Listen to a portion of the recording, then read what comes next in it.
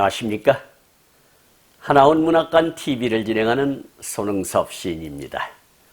시청자와 문인 여러분, 오늘도 함께 해주셔서 감사합니다. 여러분, 제가 제공하는 방송을 보시고 조금이라도 도움이 되셨으면 좋겠습니다. 도움이 되셨다면 주변의 지인에게도 추천해 주시기 바랍니다. 하나원 시인을 널리 알리는 것은 진행자의 사명이며 큰 보람입니다. 오늘 소개할 자서전은 나의 슬픈 반생기 챕터 47 인간 폐업 문둥이를 소개하도록 하겠습니다. 인간 폐업 문둥이는 1962년 7월 30일 사판으로 발행된 나의 슬픈 반생기 101페이지에 수록된 글을 근거로 방송하게 됨을 알려드립니다. 챕터 47 인간 폐업 문둥이. 나는 알을 보고 무척도 간절한 말을 하고 싶었다. 그러나 어쩐지 말이 나오지를 않고 굳어지는 것이다. 알은 얼굴에 웃음을 띄우고 기쁨에 넘치는 몸짓으로 반가워라 한다. 그동안 며칠이 되지는 않았는데도 알은 나의 얼굴이 매우 좋아졌다고 하는 것이다. 알의 말이 아니라도 점점 나의 병세는 경쾌해지고 그 몹쓸 괴양도 어느덧 많이 사라지고 마치 뱀이 허물을 벗어버릴 듯 치유된 괴양이 따가리가 되어 그 따가리가 말라서 고기 비늘같이 떨어지는 것이다. 히도노가리는 정말로 신기한 약이다.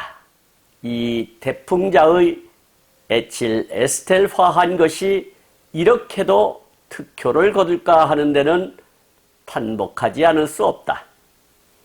나는 이 히도노가린을 왜 중학교 때에 2, 3년간 제대로 못 썼던가 하는 후회가 혀를 깨물고 피를 토하고 싶다. 사람이 뭐니 하여도 인생은 건강이 제일이라는 것을 왜 참답게 깨닫고 인식 못하였던가. 내 몸의 병을 고치지 않는 사람이란 그것은 바보에 속한 사람이 아니고 무엇이냐? 사람의 진실된 살바와 갈바를 파악지 못하고 헛되게 걸어온 과오로 말미암아 천벌이 나를 인간 폐업의 진짜 문둥이로 망쳐버렸다는 것을 간이 찢어지게 뉘우치게 한다. 사람이 이 세상에 탄생하여 뭐를 하여야 하느니 또 뭐가 중하느니 하여도 건강하게 하는 것밖에는 더 좋은 복이 없으며 또한 행복도 없을 것이다. 사람이 자기 몸에 건강이 없으면 부귀영화도 아무 소용도 없는 헌실짝에 지나지 않는다는 것도 비로소 깨달았다. 나는 이 건강에 대하여 적당한 일례가 되지는 못할 것 같으나 학문에서 배운 신체발부 수지부모요 불감회상이 효지시야라는 것을 새삼스러이 기억하며 이 글을 음미하며 과연 무슨 말인가 하는 것이 느껴지는 것이다 라고 챕터 47을 기록하고 있습니다. 시청하시면서 혹 고개를 갸우뚱하는 문장이나 단어가 있었나요? 조금 더 깊이 살펴보는 시간을 가져보도록 하겠습니다. 첫 번째 단원을 보도록 하겠습니다. 나는 알을 보고 무척도 간절한 말을 하고 싶었다. 그러나 어쩐지 말이 나오지를 않고 굳어지는 것이다. 알은 얼굴에 웃음을 띄우고 기쁨에 넘치는 몸짓으로 반가워라 한다 라고 챕터 47을 열고 있는데요.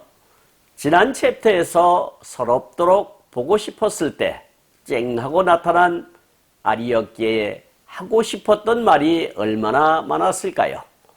묻고 싶은 궁금증은 또 얼마나 많았을까요? 그러나 막상 만나고 나니 입 밖으로 말이 나오지 않으니 어찌하면 좋을까요?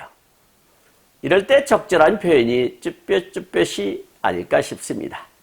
하지만 알은 물 만난 물고기처럼 마냥 좋았나 봅니다. 이런 것으로 보아 확실히 알이 하운에게 더 사랑이 깊었던가 봅니다. 하운의 깊은 사랑도 만만치가 않은데 말입니다. 여기서 무척이라고 하는 것은 보통 정도로 넘어서 매우라는 뜻이 되겠고요. 간절이라고 하는 것은 매우 지성스럽고 절실함을 뜻하는 말이 되겠습니다. 두 번째 단원을 보도록 하겠습니다.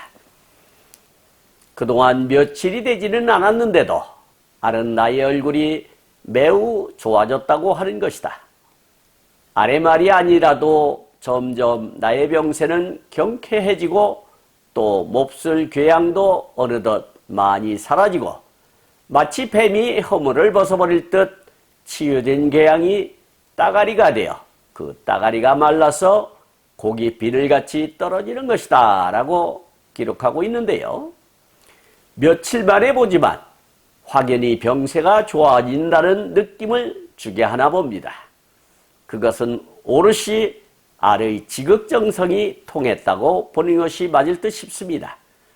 전국을 돌아다니며 약을 구해온 것도 그렇고 시간표를 짜고 시간표대로 주사를 놓아준 정성이 간합하여 천지신명도 하운 편을 들어준 것이 아닐까 싶습니다. 하운 자신도 그러한 느낌을 받았던가 봅니다. 더하여 궤양이 아물어가면서 상처를 덮었던 딱정이가 뱀허물 벗듯 떨어져가는 현상이 증명한다 하겠습니다.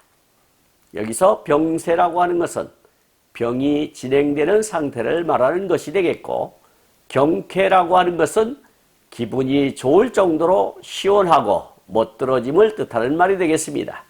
여기서 궤양이라고 하는 것은 피부나 점막이 헐어서 짓무르고 치료하기 쉬운 병을 이르는 말이 되겠고, 뱀이라고 하는 것은 유린목, 뱀아목에 속하는 파충류의 총칭으로서 전 세계 숲, 사막, 호수, 개울 등 다양한 환경에서 서식한다 하겠습니다. 다리에 이 눈꺼풀이 없다고 하고요. 주로 단독 생활을 하며 체온을 일부 환경에 의존하기 때문에 체온을 올릴 수 있는 장소를 찾아다닌다 합니다. 그리고 허물이라고 하는 것은 뱀이나 매미처럼 절지동물이 탈피한 후 남기는 껍질을 뜻하는데 대개 에규티클로 되어 있고 얇다 하겠습니다. 그리고 치유라고 하는 것은 치료를 받고 병이 나음을 이르는 말이 되겠고, 따가리라고 하는 것은 딱지조개의 하나이나 상처난 곳이 아물어가며 생기는 딱지의 지방방언이라 하겠습니다. 그리고 고기 비늘이라고 하는 것은 물고기의 비늘을 뜻하는 말이 되겠습니다. 다음 단원을 보도록 하겠습니다. 히도노가리는 정말로 신기한 약이다. 이 대풍자유의 에틸에스텔화한 것이 이렇게도 특효를 거둘까 하는 데는 탄복하지 않을 수 없다. 나는 이 히도노가리를 왜 중학교 때에 2, 3년간 제대로 못 썼던가 하는 후회가 혀를 깨물고 피를 토하고 싶다라고 기술하고 있는데요. 알이 구해온 대풍자유로 만든 것이 히도노가린인데 이것이 명약이었던가 봅니다. 이렇게 큰 효험을 본 것이 다 히도노가린 덕이라는 하운의 증언이지요.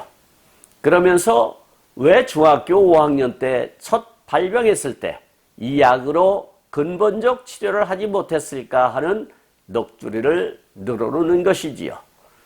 후회한들 못하겠습니까? 아마도 그 당시에는 이러다 말겠지 하는 오만이 여기까지 끌고 온 것이 아닐까 싶습니다. 더하여 하운은 병세가 있으면서도 두주불사형 술꾼이었기에 더 악화시키지 않았을까 조심스럽게 추측해 봅니다. 여기서 히도노가린이라고 하는 것은 일본에서 개발한 나병약 주사액이라 하겠습니다.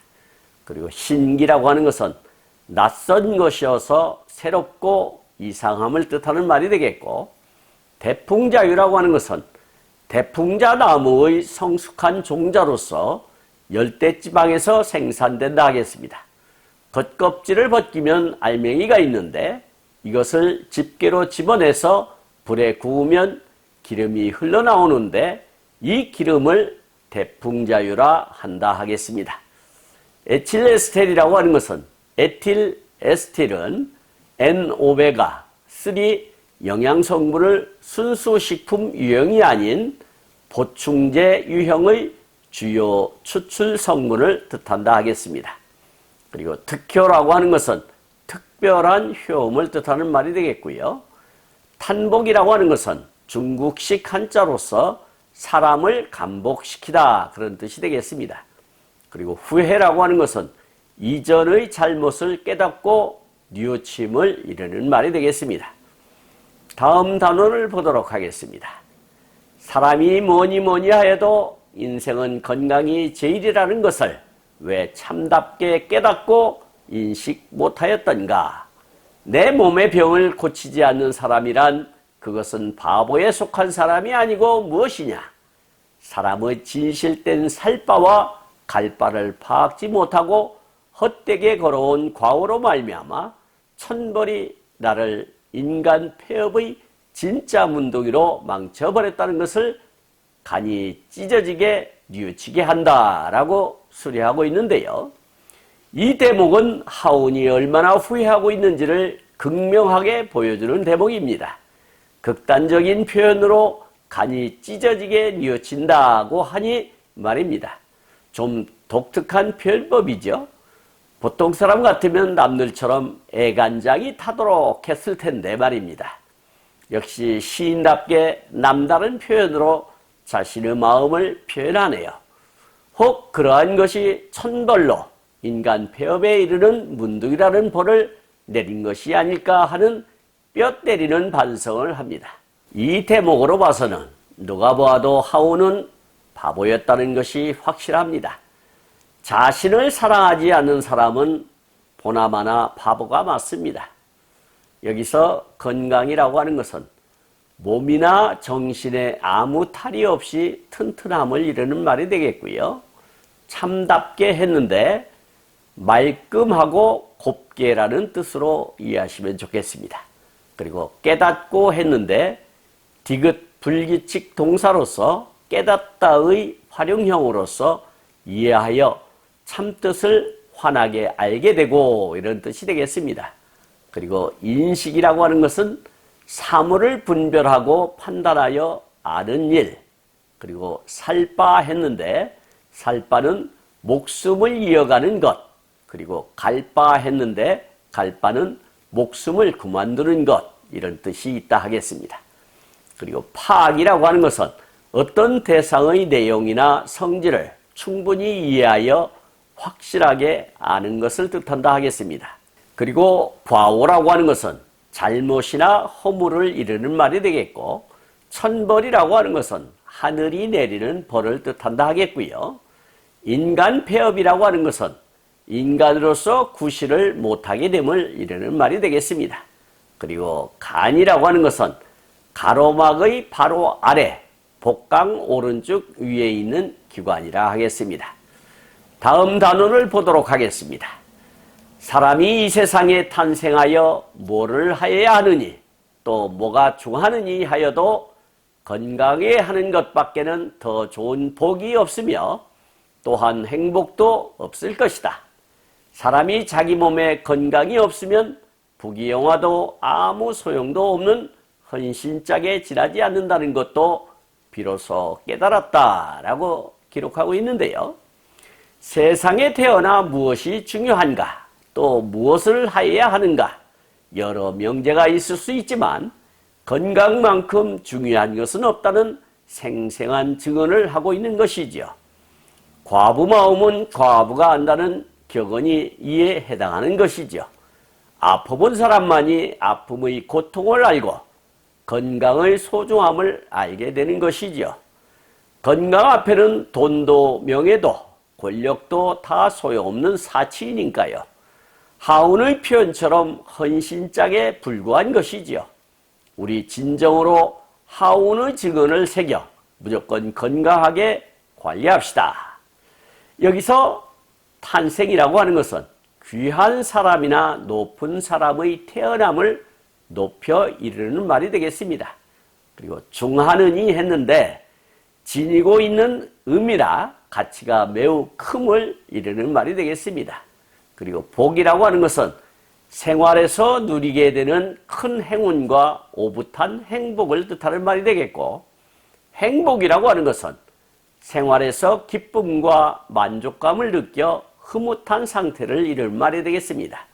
그리고 부귀영화라고 하는 것은 많은 재산과 높은 지위로 누릴 수 있는 영광스럽고 호화로운 생활을 뜻한다 하겠습니다. 그리고 소용이라고 하는 것은 무엇에 쓰임을 이루는 말이 되겠고요. 헌신짝이라고 하는 것은 오래 신어서 낡거나 못쓰게 된 신발이라는 뜻으로 값어치가 없어서 버려도 아깝지 않은 것을 비유적으로 이루는 말이 되겠습니다. 그리고 비로소라고 하는 것은 어떤 일이나 현상이 다른 어떤 계기로 말미암아 또는 꽤 오랜 기다림 끝에 처음으로 이루어짐을 나타내는 말이라 할 수 있겠습니다. 마지막 단원을 보도록 하겠습니다. 나는 이 건강에 대하여 적당한 일례가 되지는 못할 것 같으나 학문에서 배운 신체발부 수지 부모요 불감회상이 효지시야라는 것을 새삼스러이 기억하며 이 글을 음미하며 과연 무슨 말인가 하는 것이 느껴지는 것이다 라고 챕터 47을 끝맺음하고 있습니다. 효경에서 공자가 증자에게 효에 대하여 설명하면서 말씀하신 것처럼 사람의 신체와 털옥과 살갗은 부모에게서 받은 것이니 이것을 손상시키지 않는 것이 효의 시작이고 몸을 세워 도를 행하고 후세의 이름을 날림으로써 부모를 드러내는 것이 효의 끝이다 했는데, 하운 자신이 아무리 건강을 강조하는데 공자님의 가르침이 적당한 예인지는 모르겠지만 공자님께서 일찍이 이렇게 설파하셨노라고 문자를 써먹는 것이지요. 하운도 공자님의 말씀을 새삼 새기며 그 뜻을 다시 알게 되었노라고 간증하고 있습니다. 여기서 인내라고 하는 것은 전례 따위를 들어서 증거를 보임, 그런 뜻이 되겠고요. 신체발부 수지 부모라고 하는 것은 사람의 신체와 털옥과 살갗은 부모에게서 받은 것이니 이것을 손상시키지 않는 것이 효의 시작이고 라는 뜻이 되겠고요. 그 다음에 불감회상이 효지시야라고 하는 뜻은 몸을 세워 도를 행하고 후세의 이름을 날림으로써 부모를 드러내는 것이 효의 끝이다 라는 뜻이 되겠습니다. 그리고 기억이라고 하는 것은 과거의 사물에 대한 것이나 지식 따위를 머릿속에 새겨두어 보존하거나 되살려 생각함을 뜻하는 말이 되겠습니다. 그리고 음미라고 하는 것은 사물의 내용이나 속뜻을 깊이 새기고 감사함을 뜻하는 말이 되겠습니다. 지금까지 함께 하신 시청자와 문인 여러분 감사합니다. 제가 하나온 문학관 TV를 방송하는 이유는 고난과 역경을 딛고 문학의 꽃을 피우신 하나온 시인을 널리 알리기 위해서입니다. 여러분의 주변이나 하나온 시인에 관심 있으신 분께서는 인터넷 포털 다음의 카페에서 하나온 문학관을 검색하여 가입하시면 고 하나온 시인에 대한 다양한 자료를 접할 수 있으며 많은 시인과 문학활동을 함께할 수 있습니다. 그리고 유튜브에서 하나온 문학관 TV를 검색하시면 하나온 시인의 진면목을 발견하실 수 있습니다. 다음 제240화는 하나온 시인의 자서전 나의 슬픈 반생기 챕터 48 애달픈 서러움을 소개하도록 하겠습니다. 그리고 광고 말씀드리겠습니다. 하나원 문학관에서는 화면의 사진과 같이 문인의 등용문인 파랑새라는 문학지를 발간하고 있습니다. 여러 문인들의 적극적인 참여로 파랑새 제8집이 오는 12월 20일 출간 예정입니다. 참여하신 문우님께 깊이 감사드리며 2024년 6월 20일 출간 예정인 제9집에도 적극적인 참여 부탁드립니다. 보다 더 알찬 내용으로 찾아뵙겠습니다. 감사합니다. 진행의 소릉섭이었습니다.